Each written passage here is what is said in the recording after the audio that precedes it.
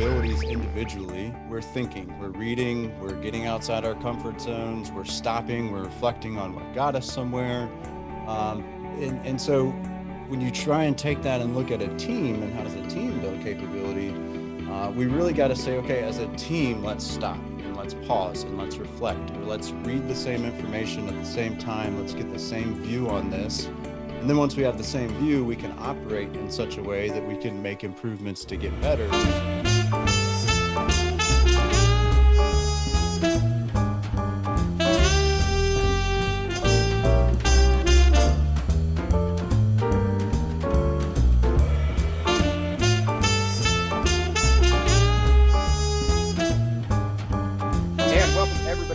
Quality Podcast Season 3. We are happy to have with us today Adam Hoots. Adam Hoots.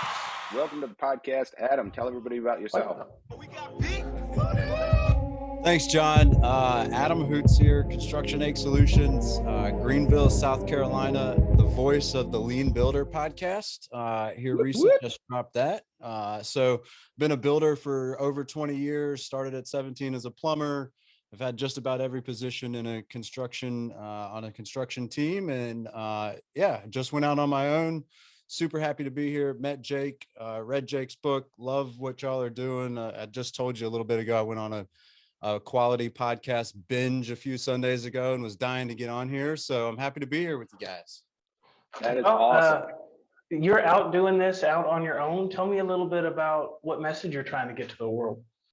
Oh man, there's so I think you guys probably see it similar in manufacturing and warehouse distribution, but folks make lean so difficult, so complex, and really it doesn't have to be that way.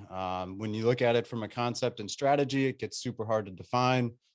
Some people can look at tools and concepts and it becomes a little clearer, but a lot of people are leaving that people side out of lean, and that's what really drives the tools, the processes. And so how do we kind of make things 20/20 vision and bring it all together? And so that's really the point, right?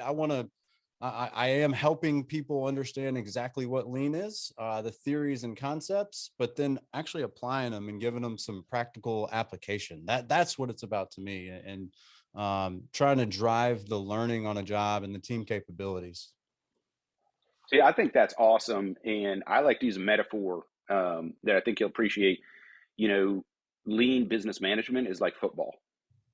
I mean, you can read all the books you want. You can know all the theory you want. And you can be one of those guys on Monday morning that like throws X's and O's up on a board and, shits all over Tom Brady. If you don't play the game, you don't know football and you can't do it.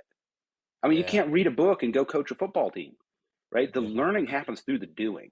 And that's super true for lean, know the theory, read the books or whatever, but come on, man, like that's the jumping off point, right?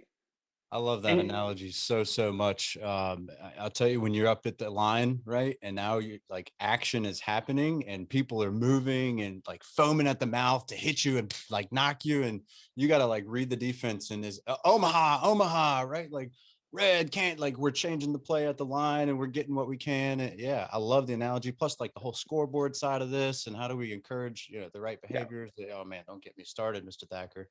I attack people for using Japanese terms in our industry, but the football folks are even worse. So I'll just be napping over here for the rest of this till you guys are done with that segment. I'm not a big Japanese word fan neither, to your point, Jake. Again, I think that's the part of that over complicating things, right? We got to use words. So actually our next analogy is going to be about Japanese football. So Jake, if you'd want to just go ahead and log off, I'll give you a call. So I really appreciate that, Adam, and I don't mind fleshing this out a little bit, even though we've said it before. I'm going to get it out there in the atmosphere and risk the wrath of all of the lean Taliban out there. But if you're using Japanese words in your lean implementation, you probably don't understand what lean is. Because when you actually understand the Japanese words, they're speaking to people who speak Japanese. And what do the words mean? Like Gemba, the real place, the place where the work is done. Right? If you actually want to be lean in America, you don't say, let's go to Gemba and do a Kaizen, right? You're like, let's go to where the work is done. So when someone's in the conference room, with this long-winded opinion of how to get better, right? The response should be interesting theory. Let's go to where the work is done. Let's go actually watch it, right? I love how your impression is like a feminine British noble. I was kind of going for Hugh Grant. Did I nail it? I think I Well, yeah, nailed it. that's kind of You like got right it. where you landed. Yeah. So He is a feminine British nobility, isn't I love what you're saying. In all due respect, I think the Japanese word has a spot, right? If they've created this, and I think part of what you're saying is maybe the context. Like, how can you really understand the context of culture? Yeah. The fact that we honor that these words came from the Japanese culture, and I've never been to Japan. I'm looking forward to it this year. I've heard things from Charlie Dunn at DPR. It told me like, oh man, this visual management over there is unbelievable in the cities. And so, again, we honor that, but you're right. Like if I went and talked about, let's go to the Gemba, the way you said it in construction, I get laughed out of the building. But if I'm like, guys, put your damn hard hats on and let's go Hmm. level 3, building B, like this shit is jacked up. We need to go figure out who damaged the drywall, blah, blah, like, and we need to just Yeah. watch process. Like that's a whole different mentality, but means the same thing of let's go to where the value is being created. And so that, Yeah. that's what I'm doing with coaches is like, hey, we understand the Japanese word and we might drop it so everybody understands it, but then we go and we live it and we productively learn what that means. Yeah. And I like the, recognition of the influence and impact the Japanese culture has had on operational excellence, right, in business. Um, and when I'm talking to a specialist, then I use jargon, right? I mean, that's how you communicate crisply and effectively, right? You meet your Um, audience where they are, right? yeah, like if I'm a doctor, I might talk to another doctor about the medulla oblongata, right? But if I'm talking to my patient, I'm not, well, the intercranial sulcus is exhibiting extended inflammation along the blah, blah, blah, blah, blah. What I'm do you going to be just like, call me, Jake? right. Instead I'm like, you know what? You got a concussion. Take Your this head pill, looks call me in the looks morning. busted. Yeah. Like just narrow it down. Took a little knock there. And that is about respect for people as opposed to ego. And, the actual lean senseis that I've worked with in industries where, it's really serious, like automotive tier one, that's how they talk to the team, right? Like they talk to the team at the team's level because they're trying to empower the people doing the work. And great segue into our topic. For everybody out there in YouTube land, we apologize for the lengthy preface and introduction. Building team capability, right? And this whole convo about how you talk to the team is just fits right into that. So, Adam, tell me a little bit about building team capability. Well, so I'm a big so let's just go to teaching people to think versus teaching people to test. I think that's such a critical thing that's missing from society that as we grow up and we're asking those questions why and we're inquisitive and we're just trying to figure out the world, this natural act of discovery happens, but at some point when we go to school and we're taught to raise our hand when we want to speak or we're taught to study our spelling words and just regurgitate the information, I think there's a piece that's missing of yeah, I want you to know how to spell words, but what the hell does the word mean, right? Like don't just when you can understand it at a deeper level, there's a bit of thinking that goes on. And so I from a building, when we build capabilities individually, we're thinking, we're reading, we're getting outside our comfort zones, we're stopping, we're reflecting on what got us somewhere. And so when you try and take that and look at a team and how does a team build capability, we really got to say, okay, as a team, let's stop and let's pause and let's reflect, or let's read the same information at the same time. Let's get the same view on this. And then once we have the same view, we can operate in such a way that we can make improvements to get better. And so it's, especially when you're in the construction industry where I come from, and every year and a half or 2 years, you've got a new team that you're bringing together. This isn't like we're working with the same people for 10, 15, 20 years. It's, hey, I got a new intern, a new PE, a new superintendent, especially these days. Like, and so how do you as a leader on that team realize that and build the capabilities of a team. And it's a whole different approach than just saying, all right, tell me when we're supposed to have a building dried in, everybody. That's the same as like, how do you spell this word? No, it's how are we actually going to make it happen? Like, let's all think as a team, and then we can see as a group, know as a group, and then all act as a group. And I think that's the key that's missing, at least from my perspective, in really just society today. And so, encouraging people to, again, pause and reflect, to get outside their comfort zones, and to be able to pull content from those who are closest to the work, or those are all critical steps in building team capabilities. Yeah, and I feel like I can't let you get away with saying uncomfort zone without making John tell the crack pipe story. Just don't make me do the old Dwayne Johnson, huh? Yeah, so I can tell you have a passion for that, and you're involved in education locally, aren't you? Absolutely. I sit on a board by the South Carolina Department of Commerce called RECAB. It's the Regional Education Center for Advisory Board. We partner with folks with the local school zones and help them build curriculum, help them understand, the soft skills or power skills, or, those emotional kind of intelligence skills. We've got Jay Blankenship. He's our leader there. Fantastic guy. I'm with a group I sit on the board with SC Career Kids. If y'all haven't heard of them, holy cow. I've got, maybe I can send you a link in the show notes. Yeah, yeah, let's link that. Check this out. Tell me how cool this is, right? So here we are. Can y'all hear it or no? I can hear it. We got some spotty audio. It's fine. So look, there's the firefighter. My name is Mike Sonnefeld. I'm the fire chief at the Irmo Fire District. Right. I've been the fire chief here for 25 And this years. is like the first round of it. And The success at my job is what's underneath me. Seeing that we're keeping the community safe. And so we're trying to go through and like, hey, in this COVID friendly day, how do we actually, show kids what careers look like? And you can have a conversation with the firefighter, and you can go out onto a construction site.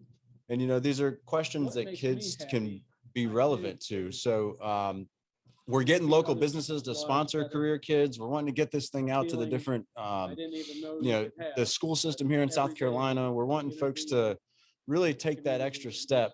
I'm trying to buy me some time, because you hop back in and you get back in the van, and then you go through the town, and there's a veterinarian, and there's an optometrist, and there's Yeah, so for all the people that are out there audio only, Adam's showing us the website for Career Kids, and it's kind of cool, like an interactive, it's actual video. So you're like riding along with, think like Google Street View car, and then as you pass like a firehouse, you can click on it and sort of get a little speech from like a firefighter, so it's kind of like career days virtually. Really cool. That's exactly it. And so I'll pull it off, but maybe I'll drop the link to you, and you can put it out there.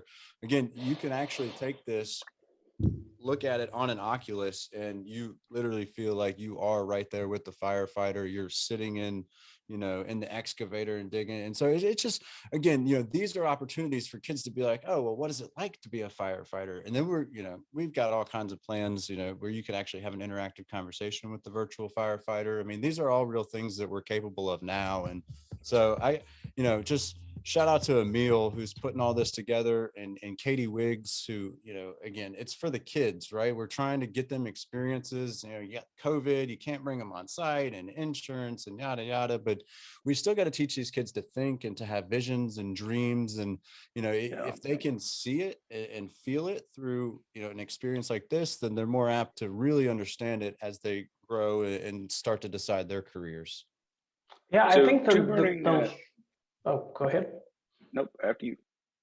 So I think the lean community is largely not exempt from that, where we have a lot of good theory out there, and the amount of like content that's actually, here's how you actually do it. Here's what it physically, like the reality of exactly what it is like not conveyed, not really sold, not the focus of like any content I see out in the world. So it's got a special place in my heart. I love that. And you're so right. I mean, it's one thing to, read about what a firefighter does, but it's a whole nother to be in that scene. And then he gets a phone call and you're in the truck with him and then you're fighting the fire. Like that's like, oh boy, an action movie a little, you know? All right, so two burning questions, not related to the color of your shirt at all, but Gamecocks or Tigers? Oh, baby. Tigers all day long. Fair enough. Even though I went to USF, but Clemson Tigers all day long. Oh, that's all right. I lived in the Low Country for a couple of years. Ran a foreign trade zone down there at the Okay. port. Yeah. So Second of all, Tigers what or Gamecocks then? It's got to be Tigers. Nice, my man. It has to be Tigers. Sorry. I think Jake's upset that we didn't pick the Gamecocks. Yeah, Jake's all about those Gamecocks. Yeah, go sports. You know exactly what we're talking about. What stick have you got there, Adam?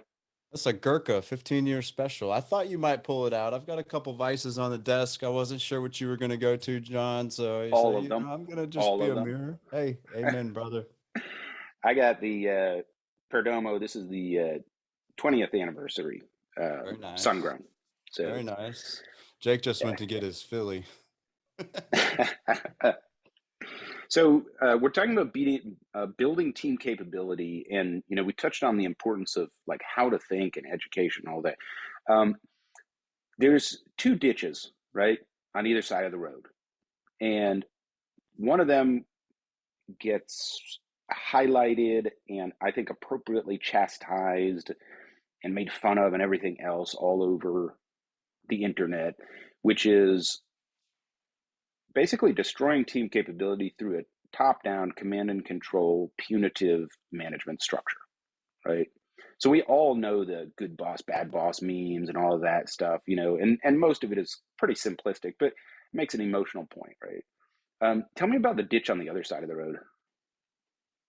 Well, I guess so what it sounds like to me, the ditch on the other side of the road is like, I don't know, like whatever you want to do. I don't care. Like, just, I don't know, like whatever. It's like kind of like, hey, the 1970s empowerment, like just go ahead and do it, man. Like, I don't care. Yeah, man. Hey, whatever Totally. you want. You're saying it's a hippie management style? Is that your assessment? Yes, that is a great way to describe it. So over here you have like the PTSD Vietnam general management style, and over here you have the hippie, right? Those are the two ditches on either side of the road. So it's either push-ups or weed. Like those are your two choices. AK-47s or weed, maybe. Yeah. I'm with you. Yeah, exactly. I can buy that. So I think this is an important point when we're talking about building team capability, and then I'd like to go into the perspective that enables this. But on the one hand, you can destroy team capability by being an asshole, simply put. And on the other side, you can destroy it by being permissive, right? There has to be accountability. Like you can't be good at anything without accountability. And that's a critical part of building individual and team capability, right? The New England Patriots didn't succeed because they all came to practice and were like, we get to play a game today. Yay. Have you watched The Man in the Arena? Night, Jake. This is going to be a grown-up conversation, Jake. All right. Have you seen? All right, Here we go. Have you seen Man in the Arena, John? I have not seen Man in the Arena. Worth the investment. I'll tell you, that dives into Tom Brady's career and the Patriots, and it speaks to exactly what you're talking about. I mean, they won at one point like 22, 23 games in a row, and they would talk about, oh man, what the edge. Like, I got the edge on you today, and there was something else that Bill. Oh man, what was his name? They used to go in basically and not Parcells, Belichick would really hold him accountable. Like you knew you were going to be on the fire on Monday, even if you had a game where you scored 5 touchdowns, 400, like you were going to be held accountable for the 2 or 3 things that you did wrong in that game. And while I think it's important, I was raised by a guy like that, right? Like where it's like, man, you're going to freaking do everything and you're going to be on point and period. And I'm going to catch that 1 or 2 or 3 little things that you didn't do. And we're going to nail you and you're going to get better out of this because you can always be better. And so Yeah, it is. It's this navigation of like, look, hey, we've got to understand when we can be that on that hippie side, but not in the ditch, obviously. But we also need to know when we need to take control and steer this thing. And unfortunately, we were talking earlier, like, hey, I think a lot of people have kind of veered to the hippie side and they're like a little scared to be like, hey, I'm in control and I'm steering the ship and we're about to make this thing happen.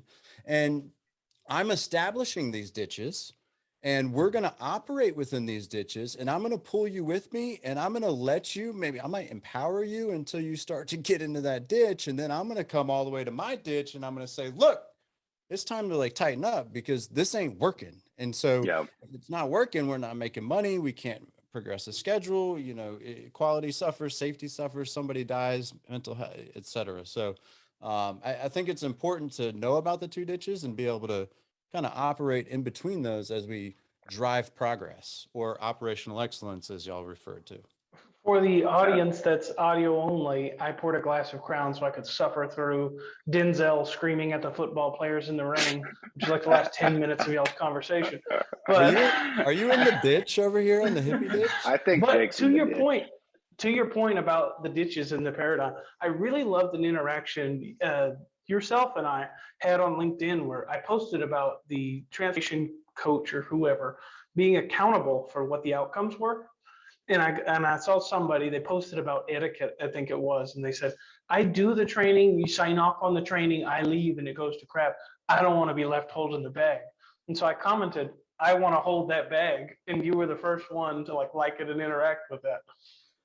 Yeah. I love Yeah. it. Personal accountability, right? Mm-hmm. You can't buy that unless you hire Zoom operational excellence, and we will hold the bag for you. You can buy that. But I'm going to talk a little bit about my journey. Okay. I'm not a psychologist and I'm not trying to pretend that the rest of the world's experience is the same as mine. Right. But when we talk about building team capability and the ditches on either side of the road, I personally experienced like two levels of growth that allowed me to become good at leading teams and coaching people, right? According to them, not according to me. The first was decoupling performance from person. Okay. This one is hard to do. If you haven't like achieved this level of self-awareness and emotional intelligence as an individual, there's not much I can do to change that. And there's habits that go along with it. Right. So I can love Adam and I can love Jake and want the absolute best for you and still tell you, hey, you just sucked out there. That was bad. Right. That's But I radical can, candor. yeah, but I can only do that if I've separated the person from the performance. Jake can be awesome and have shitty performance. Adam can be awesome and have shitty performance. But as soon as I conflate Adam with his outcomes, I can't lead effectively because I lose the ability to tear down bad behaviors without tearing down the person and treating the person as if they're bad. So that was the My first for ex-wife would me. agree Like, with you. yeah, right. So for me, in my personal development, that was the first like horizon was this person is not bad. They're not malicious. They're not crappy. They're actually a good person. They just had bad outcomes. And we can attack that without attacking the individual. You got to separate them, right? And then the second is kind of related. So let me think through how I want to word that. Why don't you guys talk about something else while I collect my thoughts so that I'm not, redundant with this. So John Thacker, not a psychiatrist, not a psychologist, definitely not a hairdresser, but some good words there. Here's what have y'all read the book Radical Candor? Are you familiar with Kim Scott's work? I'm familiar with the work. Yeah. I've not read the book. I mean, the book, in a nutshell, it's, hey, I'm going to care personally, but I'm also going to challenge you directly, right? Like I care about the outcomes and I'm going to bring, the things that I think can make you better right to you so that we can work on that. And I think that's so important as, we like Ray Dalio has what he calls player cards for Bridgewater and Associates. And what that is basically, hey, people get to provide real-time feedback on you after every encounter. And so, and then now that populates into, hey, this is what these people are great at so that we can get them in the right seats on the bus. And so, feedback is really what drives systems forward. It's either, hey, if you're going to have a virtuous system that's going to live on forever in perfect order, then you've got the right feedback that's delivering back to that system, or you're going to have a vicious system where maybe your feedback's inaccurate or it's not taken in time, and it's like this out of control loop. And so again, kind of just went to left field there on you a little bit, but it all makes sense when, hey, we're giving feedback with good intentions. And Jake, again, to your book, which is, again, I'll say it on record, like one of my favorite books of all time, and I am a huge reader.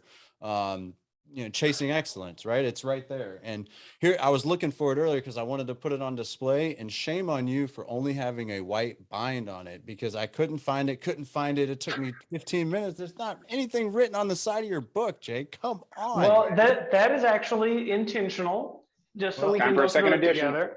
Can't Just you so we Warner can go Brother? through it together. It is intentional, and it is because, similar to the vein of, if you've ever heard, read of, or thought about Who Moved My Cheese, I wanted the book to be small and concise enough that you can absorb it, apply it, actually do it. Here's how to actually do it, blah, blah, blah, blah. And because of that, it's not thick enough to meet the minimum requirements for binding on the side.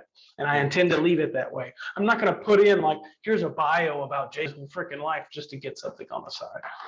You could just put in like the A section of the encyclopedia in the back. Yeah. And then like at the end be like, I just wanted to put something on the spot recording. Oh, Gamecocks. You just wanted to say Cox. I did. It could have been game butts, and I would have still gone after it. Yeah. So I shared a developmental horizon for myself, right, in my career. The second one really can kind of be encapsulated with servant leadership, but I want to expand on that because like it's jargon, but coming to the place where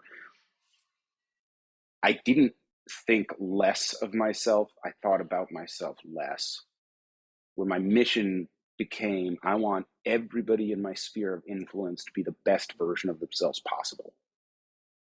And when that happened, it did something that I didn't know what I was doing at the time.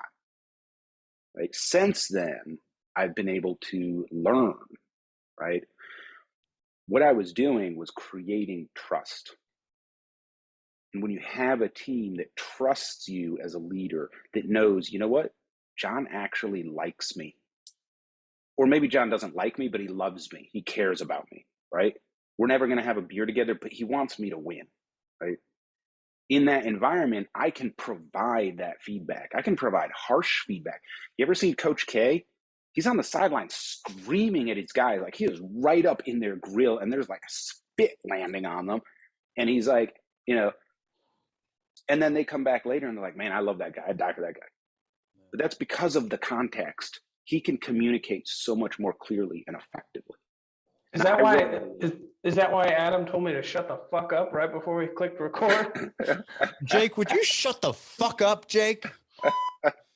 I read a really good book. It's not that old. I hope you don't get me canceled, Jake. The Culture Code by Daniel Coyle. Fantastic. Yeah, it's a great book. But one of the things he mentions in there is like, highly successful teams and cultures aren't nice. It's like you can't describe them as nice. It's like they're much deeper than nice. Nice is like shallow, right? And in fact, because of the trust that's in these teams, they're able to speak much more efficiently with much more candor because they're not worried about safety and belonging. Once you have the safety and belonging piece covered, that gives you the space to be honest, right?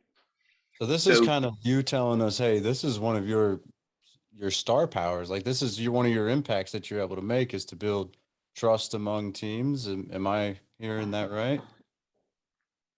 Well, I mean, I don't want it to come out that way. I'm just talking about like the realization that I came to about myself, right? As I grew as a person.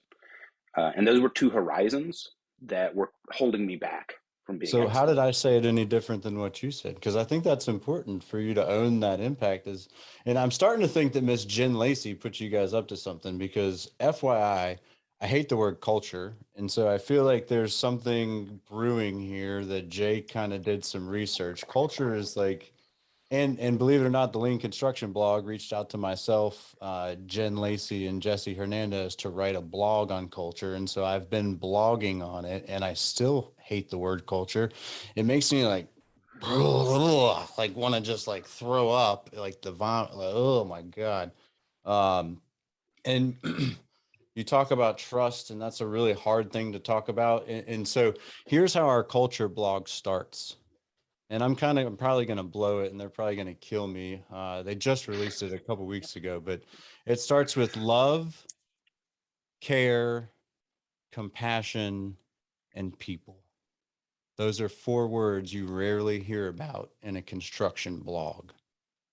Like, Yep. and you've used every one of those words. You even said, love you, Jake. I care about you, Jake. And I'm going to give you this feedback, right? Because that's compassion for people and you care about their growth as an individual. And so, again, I hate the word lean. I hate the word culture. Like vocabulary is important to me because you can understand where people are coming from and their intentions with the words they use and the actions they take. But, culture is hard to see that scoreboard real life. So again, kind of, back to you, John, the like owning that impact, man. If those are 2 things that you've recognized, like say it that way. Like, fuck, man, like you own that shit. Like if you can build trust among teams, and Patrick Lencioni taught us, that's the foundation. Once you build that trust, then you have that healthy conflict to make commitments to each other. Then you hold each other accountable for results. And that's it right there from a team capability perspective. You nailed it.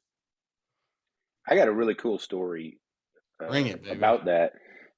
Last Thursday, we had a team meeting for the whole factory at a sports bar in town called the Green Turtle, and it's kind of like, well, it's a sports bar, so you can stay in the conversation. But anyway, we set a production record for the day, for a single day record in the week, and so I said, all right, we're going to the Green Turtle.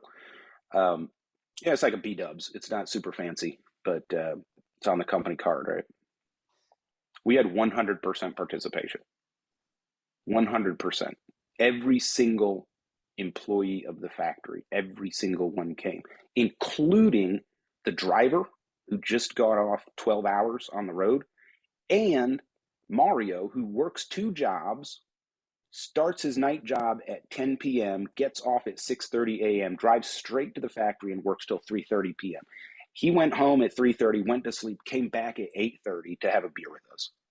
Oh man, my How buddy freaking Jason, awesome is that? dude, so Jason Schroeder says you got to make it as addictive as Facebook, as informative as YouTube, and as easy to access as Wikipedia. And you made it as addictive as Facebook. If everybody wants to be there, hell yeah, you won, man. You've won at that point. That trust level is deep, and people can start having real conversations at that point.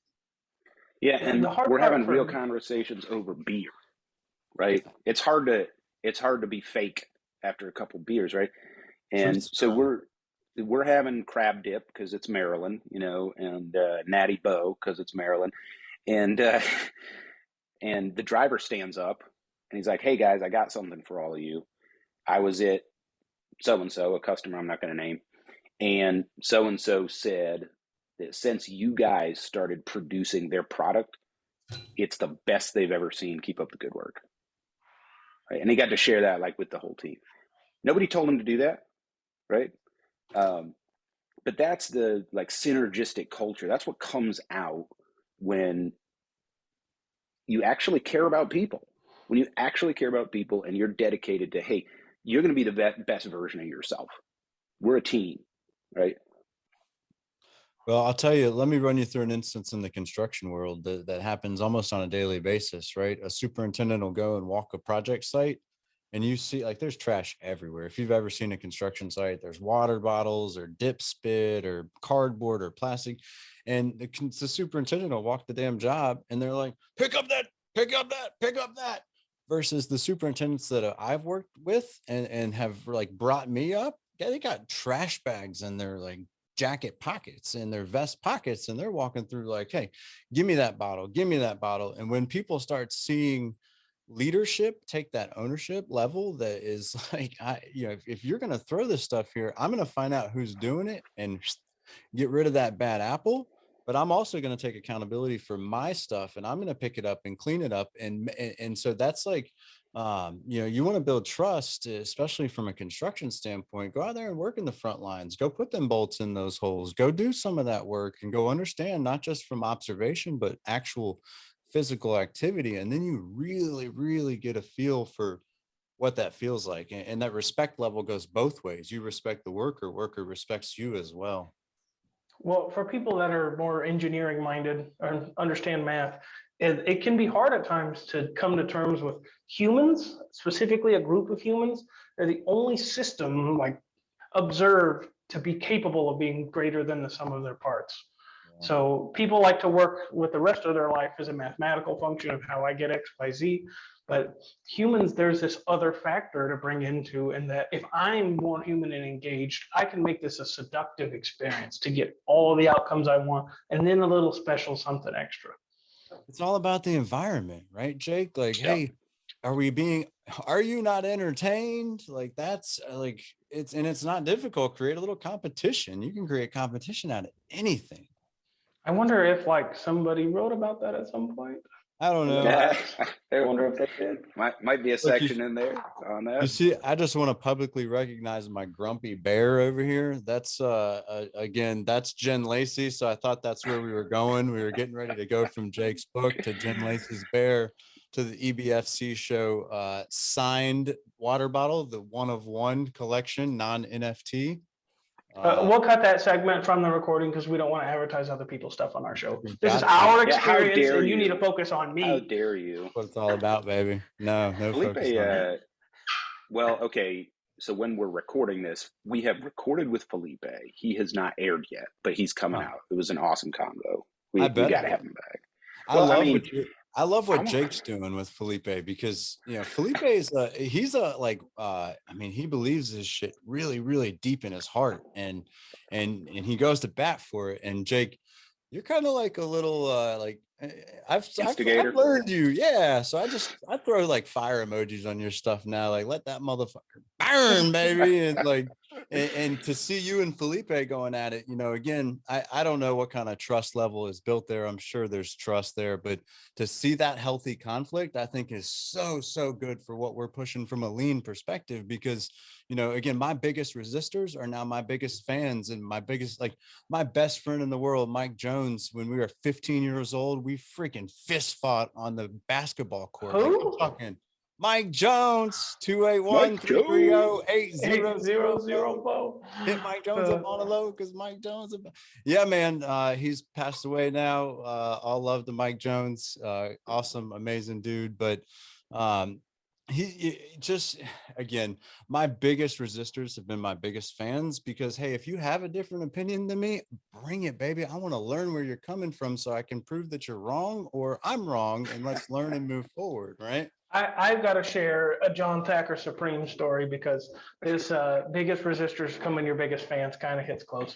And I shared this story before, but I just love it so much. We recently, some point in our lives, worked at the same company in some similar capacity, right? He was senior to me in a distribution manufacturing center. I had just started, and I get a message from him at like 9-10 o'clock at night. Mind you, I work overnights. And he goes, do you want me to show up and show you how to do your job? Literally like that. I was like, you son of a bitch, we're about to fight. Let this big nose, big butted mother come in here and we're going to do it. But then I thought a little bit about, he speaks a lot about charity. And what he really means when he's talking about being charitable is taking people's words in the best possible way. So instead of reacting, I was like, I'm going to take him up on his, what I thought at the time was shitbaggery. And I'm like, you know what? What if he just literally wants to show up and show me how to win at this, right? So I'm like, yeah, come on, do it, whatever. He's like, I'm going to hit the gym. I'll be there at this time. And he showed up, and it was completely the most charitable, like exhaustive experience. Like, here's what I think about winning. What are your thoughts about this? And we played it. I hate to say it. We wrote it on a whiteboard like a damn football play. And we did. We totally did. And after we went all the way through it, we just both agreed, immediately aligned, came to that as the value proposition. And it was a beautiful experience. I'm like, well, okay, I'm a fan now. You have a lifelong fan.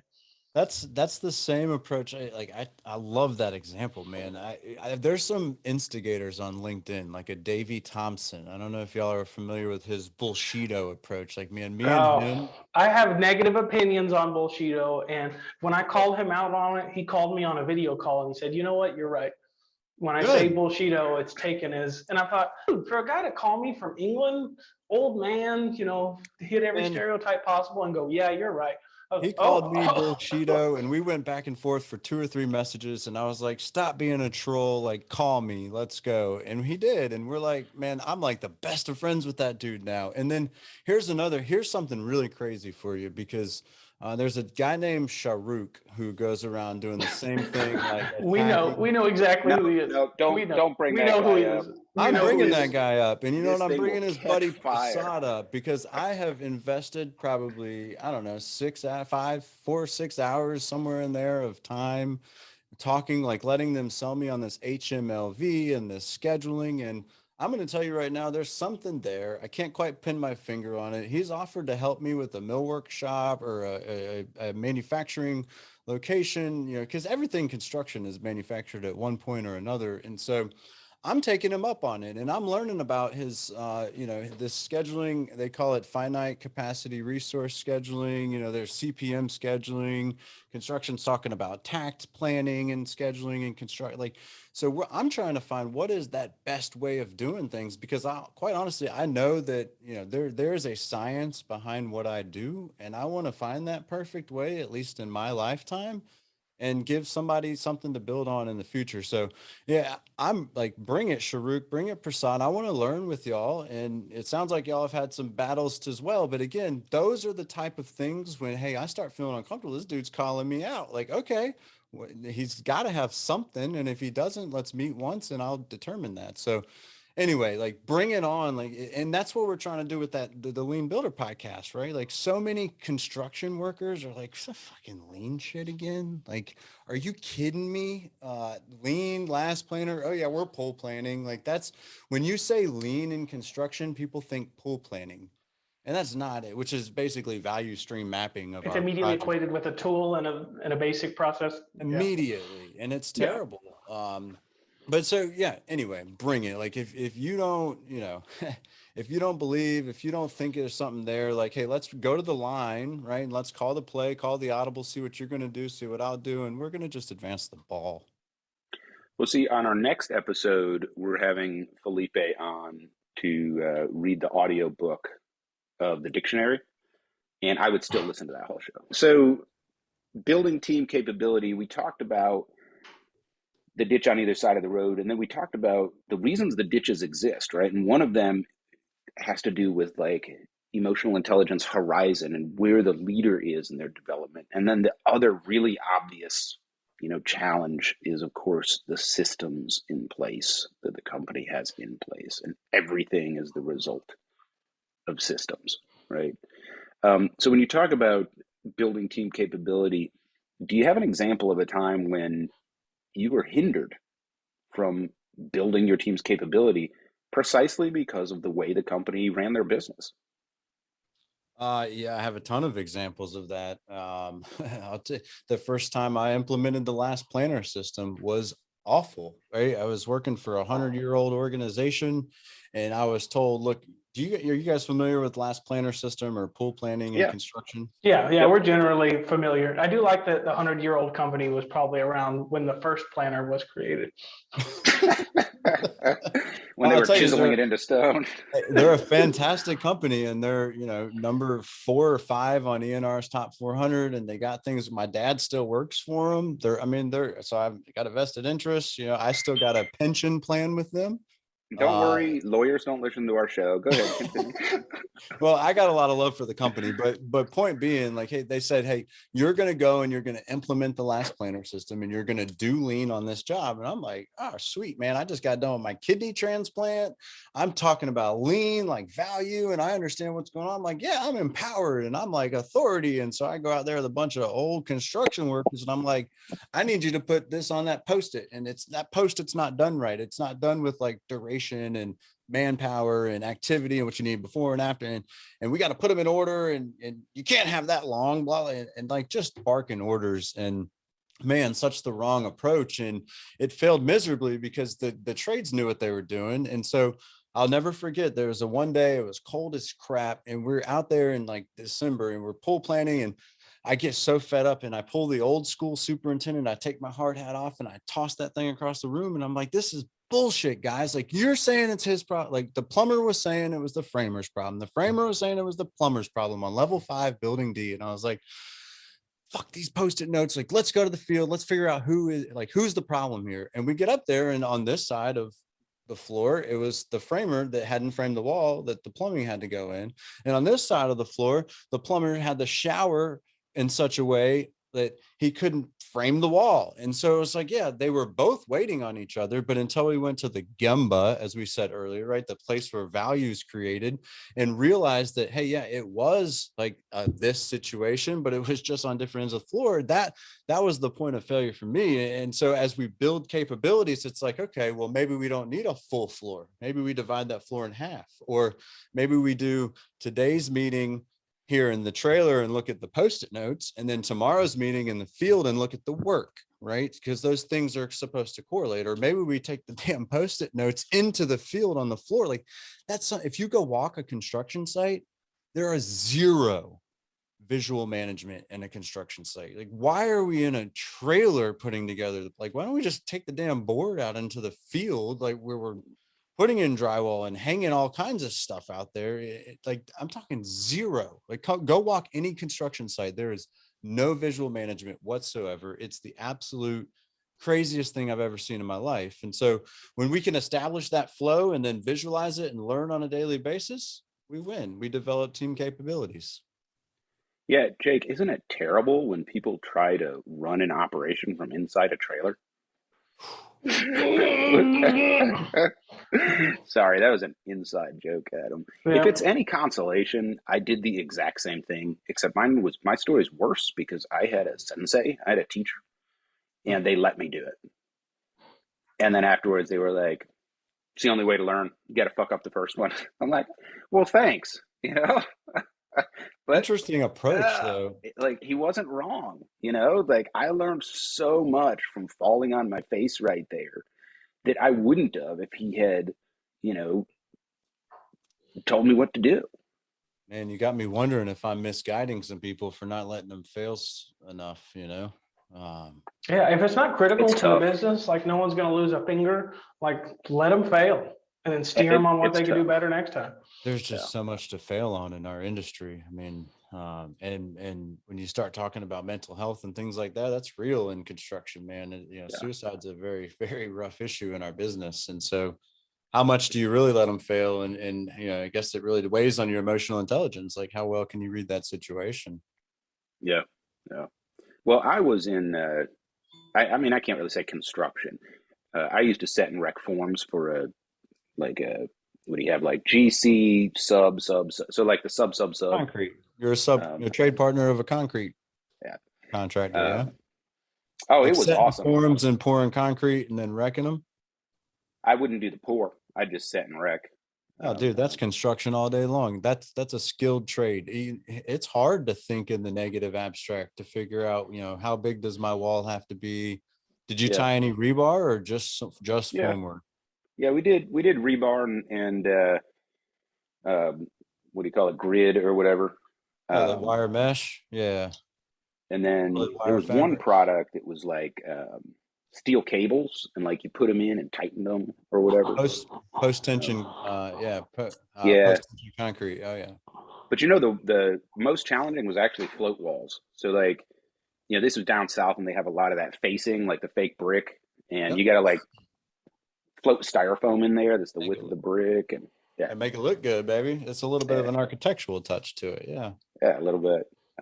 But anyway, so I'm familiar. Like I've been to job sites. I've had the experience. You're absolutely right about the trash. I was demoing a wall in my factory. We went live June of 21. So I started setting the factory up last January, and I'm going through and I'm finding like Diet Mountain Dew bottles that have like chewing tobacco in them. They're like, so old, the label's white, like stuck in the wall. That's just how it is. Like that's the culture.